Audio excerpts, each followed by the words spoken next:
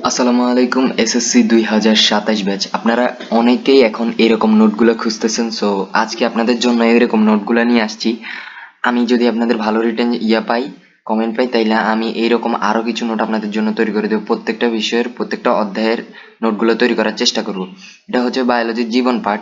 এই অধ্যায়টা আপনি এখান থেকে এই হ্যান্ডমেড নোট বলতে এটা একদম মানে সহজভাবে সুন্দর করে সাজানো, দেখছেন এখানে অঙ্গ সংস্থান, জীবনে শ্রেণীবিন্যাস বিদ্যা, এগুলো ইম্পর্টেন্ট গুলো, কোষ বিদ্যা, তারপর ফলিত জীববিজ্ঞান, চিকিৎসা বিজ্ঞান, কৃষি বিজ্ঞান, সরি, এরপরে জীবজগতের শ্রেণীবিন্যাস, বিজ্ঞানী আর এইচ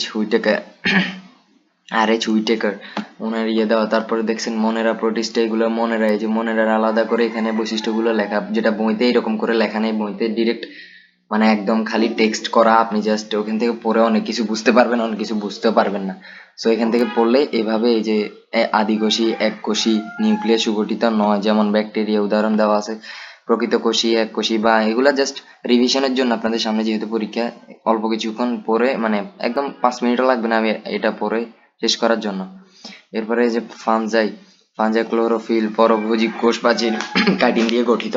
এরপরে প্লান্টি, দেখছেন এরকম। এরপরে অ্যানিমেলিয়া, মানে মানুষ যারা আর কি, তাদের ইয়েতে পরভোজী, এই যে দেখছেন পরভোজী। এরপরে আছেন হেটারোট্রপিক, এদেরকে হেটারোট্রপিক বলা হয়। কোষ প্রাচীর ও প্লাস্টিড নেই, যৌন জননের মাধ্যমে বংশবৃদ্ধি করে। এরপরে আসেন শ্রেণীবিন্যাসের 7টি ধাপ: রাজ্য, পর্ব, শ্রেণী, বর্গ, গোত্র, গণ, প্রজাতি, ক্ষুদ্রতর একক। এটা হচ্ছে প্রজাতি, ক্ষুদ্রতম একক, সরি। এরপরে আসেন দ্বিপদ নামকরণ, দেখছেন ইনি কে, ওনার ছবি দেওয়া, ক্যারোলাস লিনিয়াস, বিজ্ঞানী ক্যারোলাস লিনিয়াস দ্বিপদ নামকরণের প্রবর্তন করেন। আহ, প্রধান নিয়মাবলী হচ্ছে নাম ল্যাটিন ভাষায় লিখতে হবে, দুটি অংশ থাকবে, গণপ্রজাতি, এটা আপনাদের বইতেও লেখা আছে, বাট এরকম পয়েন্ট করে লেখা নেই।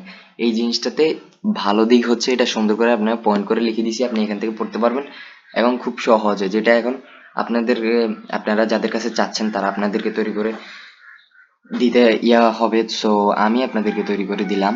হাতে লিখলে গণপ্রজাতির নাম করতে হবে, আপনি নিজে তৈরি করতে এটা অনেক সময় লাগতে পারে। সো আমি আপনাদের তৈরি করে দিলাম। এই যে মানুষের এরপরে কিছু গুরুত্বপূর্ণ বৈজ্ঞানিক নাম দেওয়া আছে। এই স্লাইডগুলো যদি পড়েন রিভিশনের জন্য এগুলা বেস্ট হবে। মানে জাস্ট এগুলাতে ইম্পর্টেন্ট গুলা দেওয়া আছে।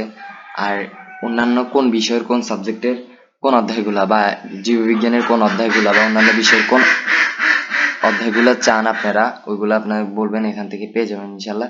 চ্যানেলটিকে সাবস্ক্রাইব করে পাশেই থাকবেন। সালামু আলাইকুম।